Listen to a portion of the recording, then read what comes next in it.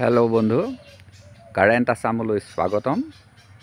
আপোনালোকক একান্তই জনাবলগীয়া কথাটো হ'ল, আজি আৰু মাত্ৰ 2টা দিন আপোনাৰ হাতত বাকী আছে এই সাঁচি পুলি ৰোপণ কৰিবৰ কাৰণে।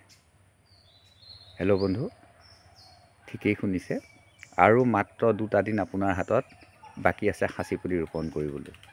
যদি আপুনি কাৰ্তিক মাহৰ ভিতৰতে সাঁচি পুলি ৰোপণ কৰি শেষ কৰে, সেই পুলিকেইটা যদি মিঠা সাঁচি হয়, সেই পুলিকেইটাত আপোনাৰ মাল ধৰিবই চিধা কথা।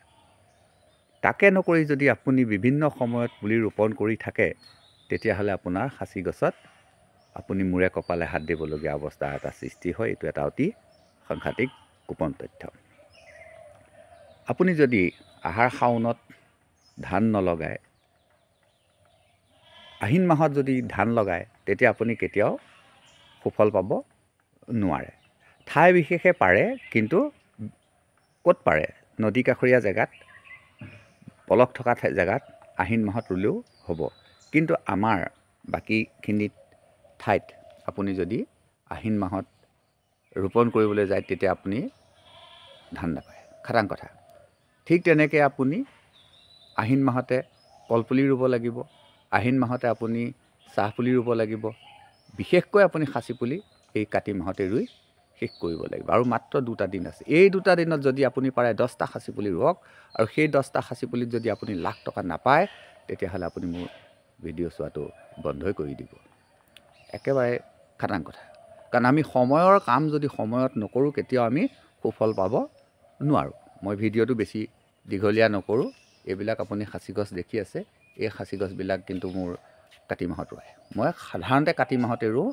মই বিশেষ প্ৰয়োজন নহ'লে অইন মাহত সাঁচি পুলি নুৰুওঁ। আৰু যিখিনি সাঁচি পুলি মই কাতি মাহত ৰুইছোঁ, আৰু কাতি মাহত যিমানে শেষৰ ফালে আপুনি ৰুৱে, সিমানে আপুনি লাভৱান হ'ব পাৰিব। কাৰণ আঘোণ, পুহ, মাঘ, ফাগুন, চ'ত এইকেইটা দিনত সিহঁতি শীত নিদ্ৰাত থাকে। এইকেইদিন সিহঁতি কোনো আহাৰ গ্ৰহণ নকৰে। আপুনি যেনেকৈ ৰোপণ কৰিব, তেনেকৈ ৰোপণ হৈ থাকিব। কিন্তু যেতিয়াই আপোনাৰ চ'ত মাহ আহি যাব, বৰষুণ পৰি যাব, তেতিয়া আপোনাৰ সাঁচি পুলিকেইটা এনেকুৱা স্পীডত আগবাঢ়ি যাব যে আপুনি ভাবিবই নোৱাৰে যে সাঁচি পুলিকেইটা ইমান সোনকালে ইমান বাঢ়ি গ'ল। ইয়াৰ আচল কথা হ'ল, আপুনি উপযুক্ত সময়ত ইয়াক ৰোপণ কৰিছে। হেল্ল' বন্ধু, সাঁচি গছত কেতিয়াও আপোনাৰ লোকচান নহয়, কেতিয়াও লোকচান নহয়। কাৰণ আপুনি এতিয়া লক্ষ্য কৰিব, এজোপা 6 ফুটীয়া গোলাইৰ গছ যদি আপুনি বিকিবলৈ যায়, সেইজোপা গছত বৰ বেছি 2000-2500 টকা পাব, 6 ফুটীয়া গোলাই। কিন্তু এজোপা যদি আপুনি 6 ফুটীয়া গোলাই সাঁচি গছ কৰিবলৈ হয়, আপুনি 4 লাখ টকা পাব। একদম নিশ্চিত 4 লাখ টকা পাব। মাল আছে নাই আপুনি সেইটো চিন্তা কৰি থাকিব নেলাগে। সাঁচি গছক উপযুক্ত সময়ত ৰোপণ কৰিলে সাঁচি গছত মাল ধৰিবই। যিবিলাক মানুহে সাঁচি গছৰ গোলাইটো 3 ফুট বা 2 ফুট হৈ আছে, কিন্তু আজিলৈকে মাল ধৰা নাই, সেই মানুহখিনিয়েও চিন্তা কৰিবলগীয়া কোনো কথা নাই।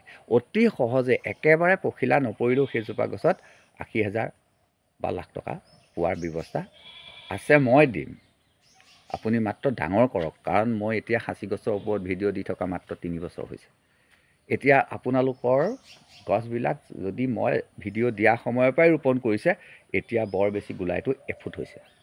আপুনি 3 ফুট হ'বৰ কাৰণে কিন্তু আৰু 2টা বা 3টা বছৰ ৰুলেই হ'ব।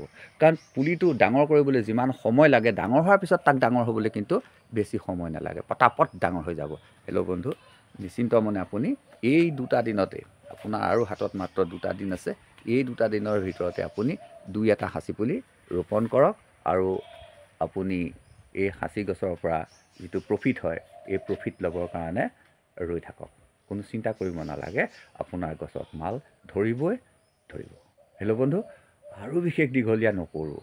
আপুনি মোৰ ভিডিঅ'টো চোৱাৰ কাৰণে আপোনাৰ অশেষ ধন্যবাদ।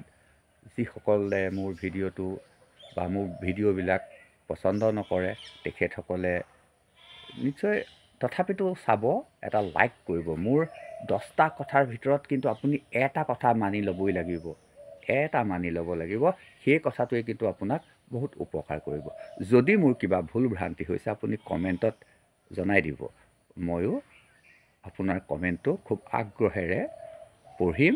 তাৰ পৰা মোৰ কিবা লাভ হ'ব নেকি, সেইটো মই বিশ্লেষণ কৰিম।